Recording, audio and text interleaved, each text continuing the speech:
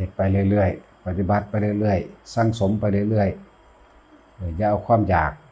มาเป็นอุปสรรคความอยากมันมีแล้วตั้งเริ่มต้นแรกแต่ว่าในขณะที่ปฏิบัติอยู่นี่อย่าเอาความอยากมาขวางคำว่าขวางนี่คือว่าเฮาต้องการความสงบแล้วเฮาสิคิดหาความสงบแต่เฮาบ่ได้อยู่ในปัจจุบันพูดไปอยู่ในอนาคตคือแบบใดคือหวังผลว่ามันสิสงบแบบนั้นแบบนี้นั่นแหละฉะนั้นคำว่าปัจจุบันคือจอลงในหูดังนี่หายใจเข้าพูดหายใจออกโธเฮ็ดอยู่ซ้ำนี่บ่ต้องคิดอย่างอื่นอีกเลยสิสงบหรือว่าสงบก็สร้างกูสิเฮ็ดอยู่ซ้ำนี่เนี่ยให้ตั้งไว้แค่นี้นี่เองแล้วก็การบรรลุอย่างต่างๆก็คือกันผู้ใดมันก็อยากถึงนิพพานเบิดนั่นแหละแต่ว่ามันว่างออกยากมันว่างออกยากบอกว่าให้สะสมไปเรื่อยๆทำไปเรื่อยๆมีอันใดพอเฮ็ดได้ก็เฮ็ดบางคนเฮ็ดได้เฉพาะทานก็ขอให้ทานไปเรื่อยๆก็แล้วกันบางคนทานกับศีลมีก็เฮ็ดไปบางคนก็มีเวลาที่สิมาภาวนาก็มาเป็นบางโอกาสคือว่าเอาทั้งเบิดแหละทานศีลภาวนาเพียงแต่ว่าเอาตามฐานะและตามโอกาสอย่าเร่งอย่าเคร่งอย่าเครียดความเครียดมาจากความอยากถ้ามันบ่เป็นไปดังใจที่อยากอย่างเช่นว่าอยากสงบแบบนั้นแบบนี้มันบ่มีทางที่สิสงบลงได้อยากหูทิพย์ตาทิพย์จังซี่มันก็บ่อาจสามารถเห็นเป็นไปได้ฉะนั้นให้อย่าอยู่ในอนาคตคือมันไปตั้งหวังเอาไว้อันนั้นอยากตาทิพย์อยากสงบอยากสำเร็จนั่นนี่แต่เอาความอยากมาขวางไว้มันบ่สำเร็จจักอย่างโดยธรรมมันสิเป็นแบบนี้ธรรมะนี่ต้องอยู่ในมรรคคือการทำปัจจุบันคือการเดินทางในขณะเดินทางเดินไปเรื่อยๆแล้วมันไปของมันเองเป็นเองบังคับบ่ได้เด้ธรรมะนี่บังคับบ่ได้ว่าแต่ละค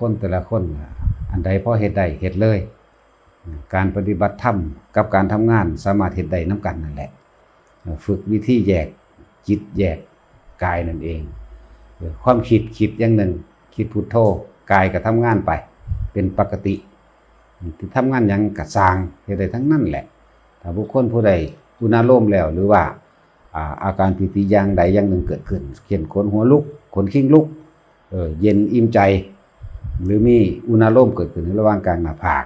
ถ้างานอันใดที่มันบ่กระเทือนทางร่างกายแห้งมันก็เป็นได้ทั้งนั้นถ้างานกระเทือนร่างกายแห้งแบกปูนแบกของหนักๆขุดบักจกจังซี่มันบ่เกิดดอกอันนั้นมันหนัก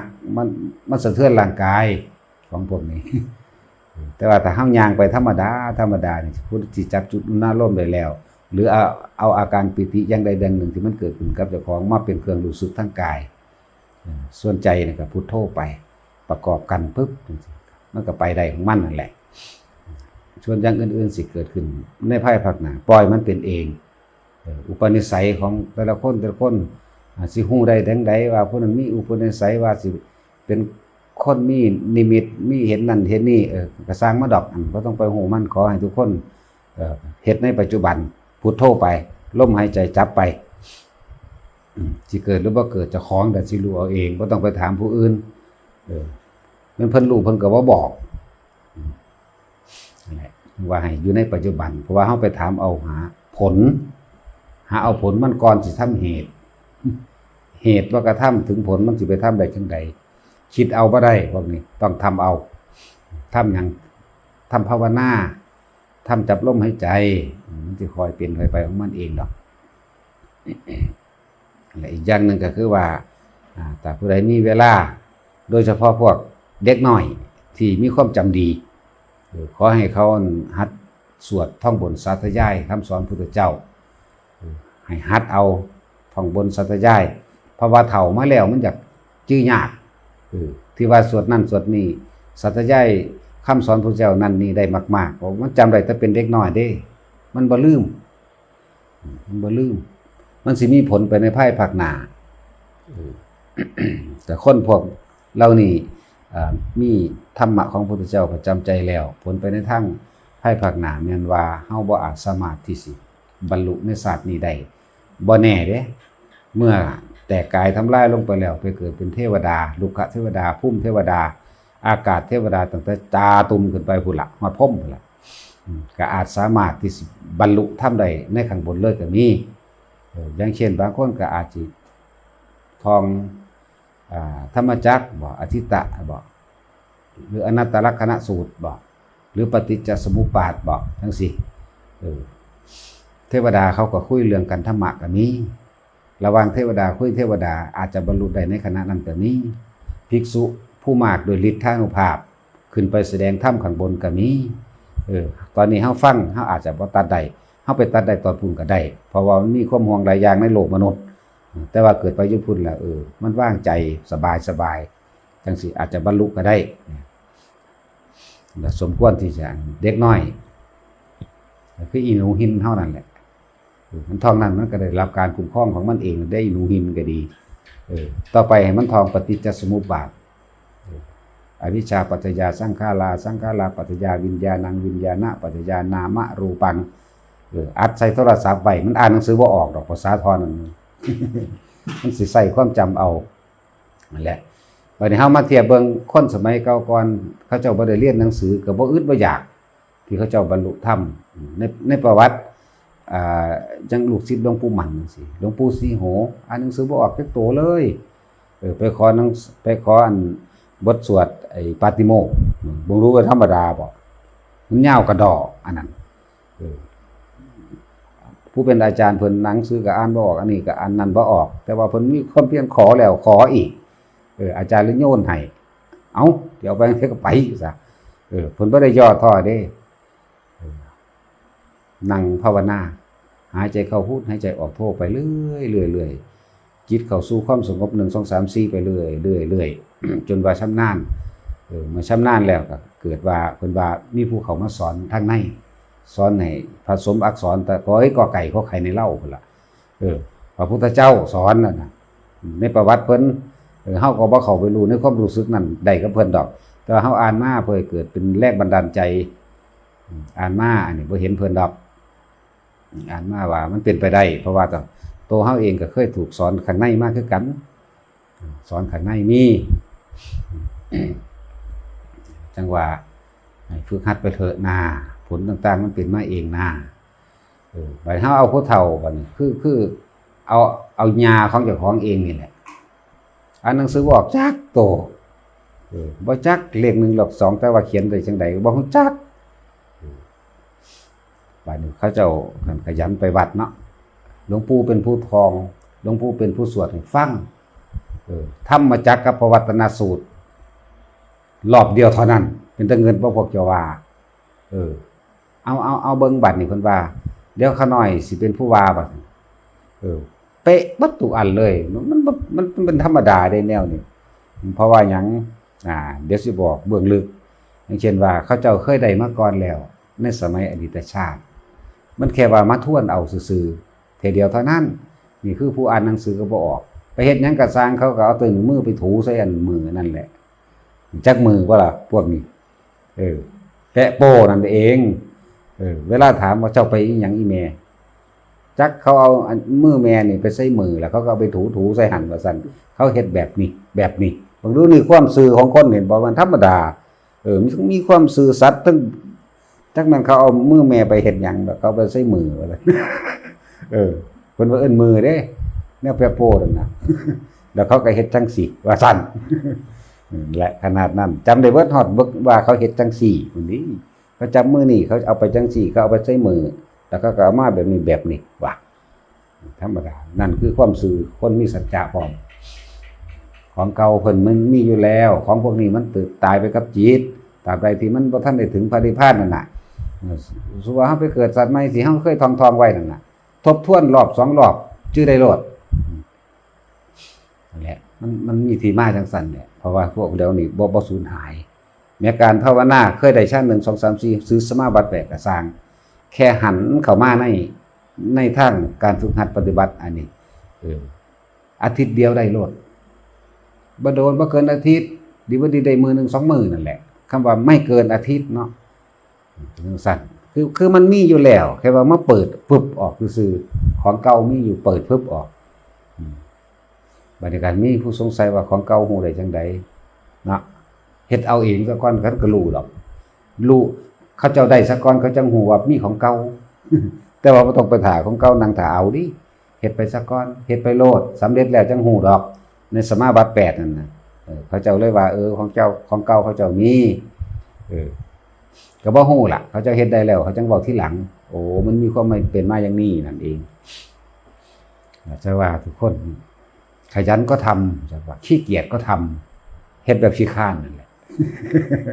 เฮ็ดแบบขี้ข้านพูดโตคิดมั่งบ่คิดมั่งนึกถึงยังไดก็ว่าไปบ่ต้องไปเคร่งไปเครียดมันดอกหลายๆอย่างเฮ็ดไปเรื่อยๆอย่าลืมว่า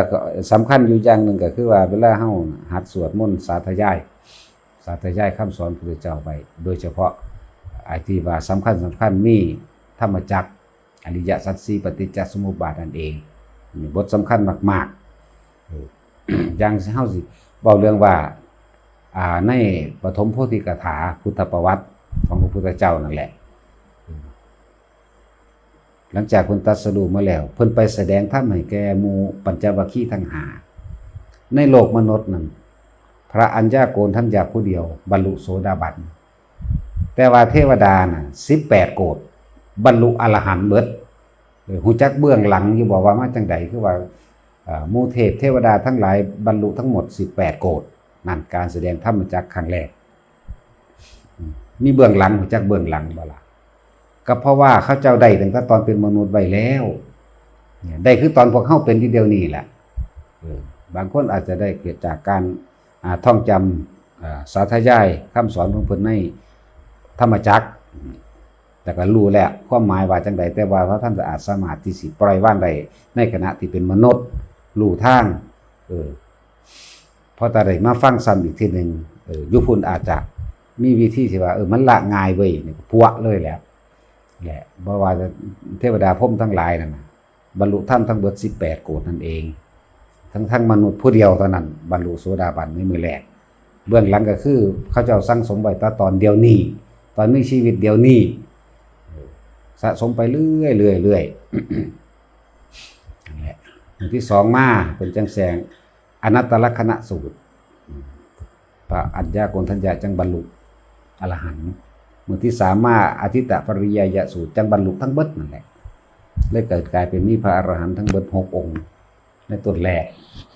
มือต่อมาจังพระยะสะมาดอกนั้น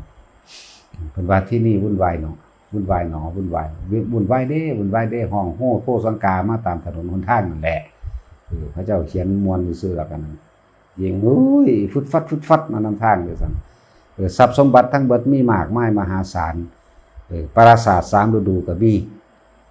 บริวารหรือว่าพวกเมียทั้งหลายเนี่ยบำรุงเมอเลอร์อิ่มเสียบพร้อมโดยกามคุณทั้งเบิดอาหารการอยู่การกินทรัพย์สมบัติเงินทองยศชื่อเสียงมีเบ็ดแต่ว่ายังบ่อาจสามารถที่สิหาความสุขได้ก็เลยเกิดความมันสินี่แหละคือคนมีบุญที่เขาสะสมไว้แล้วเกิดมาเพียบพร้อมเบิดทุกอย่างแค่ว่าจิตมันดิ้นรนออกหาวิธีถึงความสงบอันสูงสุดแม้นบ่อยากเป็นมันก็เป็น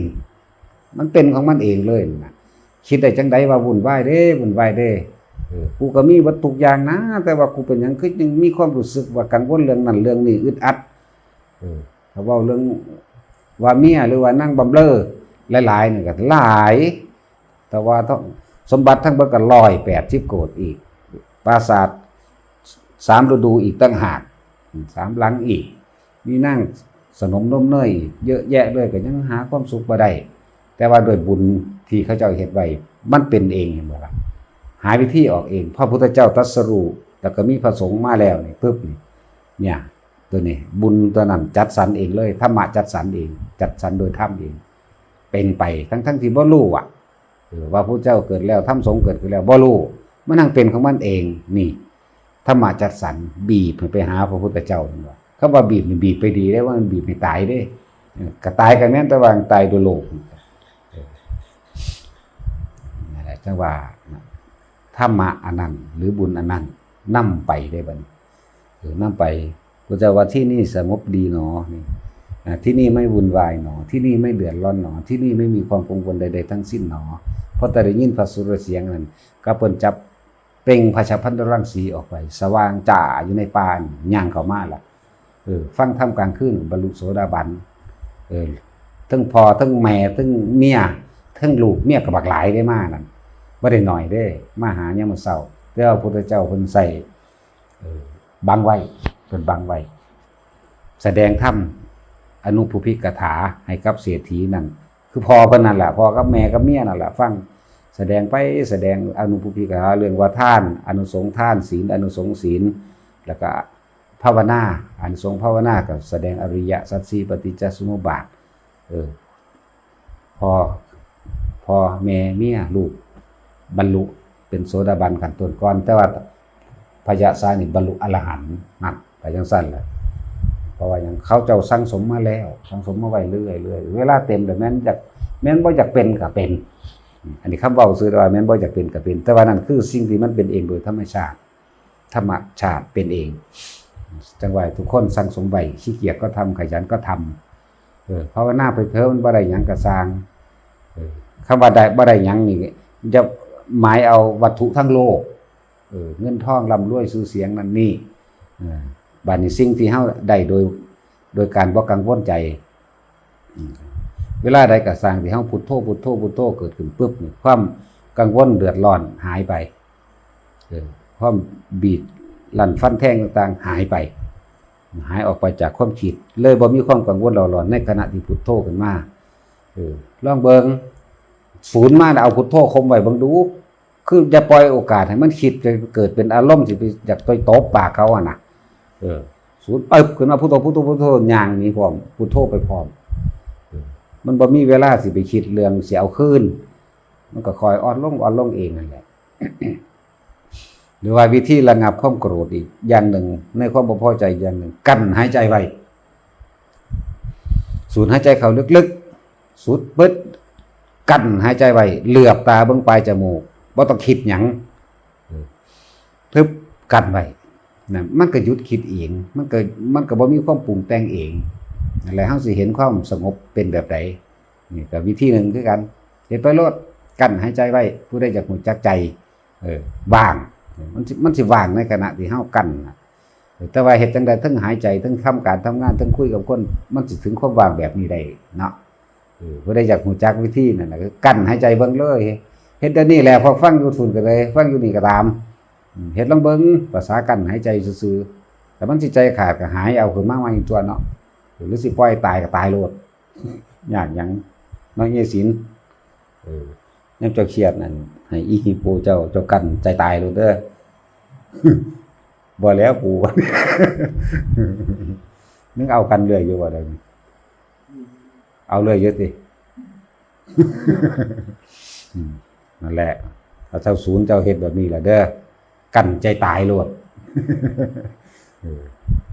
ความคิดทั้งเบิดมันสิหายไปกั้นใจสูดลมหายใจเข้าลึกๆแล้วก็กั้นไว้เหลือบตาเบิ่งปลายจมูกจักหน่อยเห็นเดี๋ยวนี้ก็เห็นเดี๋ยวนี้เป็นเดี๋ยวนี้แหละมันบ่คิดหยังเด้เป็นจังซั่นวิธีนึงเวลามันศูนย์เฮ็ดเบิ่งเด้อพวกกันฟังอยู่เดี๋ยวนี้ก็ดีถ้าอยากรู้จักความสงบนั่นน่ะเฮ็ดแบบนี้แหละเร็วดีคือกันเร็วดีเด้แต่ว่าบัดนี้เอามาจับความรู้สึกนี่ในขณะที่มันบ่คิดแล้วก็ทั้งทำการทำงานไปพร้อมหายใจไปนำนั่นนี่ไปนำเบิ่งดูสิเอาความรู้สึกนั้นกับความรู้สึกนี่มาใส่มันสิว่างมันสิเป็นแบบใดฝึกหัดเอาเดี๋ยวก็ถึงละเฮ็ดไปเรื่อยๆเฮ็ดไปเรื่อยๆจังว่าแต่ทุกอย่างในคำของพระพุทธเจ้านะมีความหมายแล้วก็มีผลบดมีความหมายในการสิตรัสรู้ได้แม้กระทั่งศาสตร์นี้มีความหมายแม้นว่าตรัสรู้บ่ได้ในศาสตร์นี้ก็พูดขึ้นไปตรัสรู้ข้างบนมันก็ได้แต่ว่าต้องไปเป็นเทวดาได้ตรัสรู้ตอนเป็นสัตว์นรกมันตัดบ่ได้เด้มันที่ตรัสรู้นรกเด้อันนั้นมันตรัสรู้นรกเด้ออันเด้อคนละเรื่องกันแต่ว่าขยันก็ทำขี้เกียจก็ทำนอนฟังธรรมมันก็นอนฟังไปผู้ใด มักเทศนาแบบบรรยายลักษณะนี้คือชี้แจงเหตุผลได้ภาษาเฮาเข้าใจดีก็เฮ็ดไปผู้ใดมักบทสวดมักบทนั่นบทนี้อาการวัตตาสูตรบทธรรมจักรหรืออิหยังหลายๆอย่างล่ะฟังไปโลดดีเบิดฟังแล้วเกิดความสงบเย็นใจดีฟังทั้งนั้นแหละกรรมฐานขี้เกียจอย่าลืมแต่เอาพญาขาวแล้วก็กรรมฐานขี้เกียจแล้วว่าเดินไปดูฟังอยู่ได้นั่นหัวฟังกรรมฐานขี้ขานเฮ็ดเอาตอนนอนสมาทานศีลก็เอาตอนนอนอยากว่าล่ะถึงที่5ข้าพเจ้าขอเลยว่าเด้โอ้ยทหารใหญ่ขึงขังแหละเขาเจ้าหนึ่งเขาเจ้าก่อนสิเขาเจ้าสมาทานตั้งแต่ตอนเข้าห้องนอนแล้วละสมาทานศีลไว้แล้วกราบพระไว้แล้วสวดมนต์นั้นมีไว้แล้วก็เตรียมตัวฟังธรรมฟังไปรับตื่นๆเคลิ้มๆมั่งเห็นมั่งบ่เห็นมั่งเนี่ยแปลกอยู่เด้เห็นพระนั่นแหละเห็นมั่งบ่เห็นมั่งนั่นแล้วก็มาเว้าให้ฟังว่าผมว่าผมบ่ได้หลับเด้หรือว่าผมหลับเนี่ยเห็นบ่มันงงๆเห็นบ่ผมว่าผมบ่หลับหรือผมหลับฮึว่าแต่ว่าบ่แม่นนะแต่ว่าฝันก็บ่แม่นชื่อได้บ่เด้ก็ว่าได้วาบมาว่าเด้และกรรมฐานจีข้านก็ได้คือกันเฮ็ดไปเบิดนั่นแหละยังว่าเฮ็ดหาอันใดที่มันสะดวกและง่ายกับเจ้าของเองสงบได้น่ะว่าสงบได้นั่นแหละเฮ็ดไปโลดภาวนาไปจนหลับเด้อไผก็ดีนะพอล่ะเมื่อ